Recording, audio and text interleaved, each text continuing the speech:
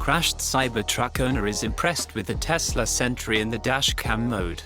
A brand new Cybertruck got wrecked when the owner was merging off 4-lane at a red light onto another 4-lane when a black crossover was dancing in front.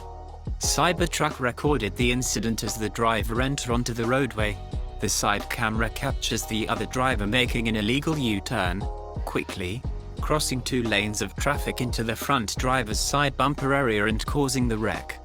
The owner realizes how powerful this Sentry mode tech is in the field. If you are not at fault, having this feature enabled is incredibly valuable to protect yourself. Could full self-driving may have prevented the wreck? Seeing how the side-mounted camera sees things happening in real time that the driver can't, the wreck might possibly have been avoided. The Cybertruck camera sees it.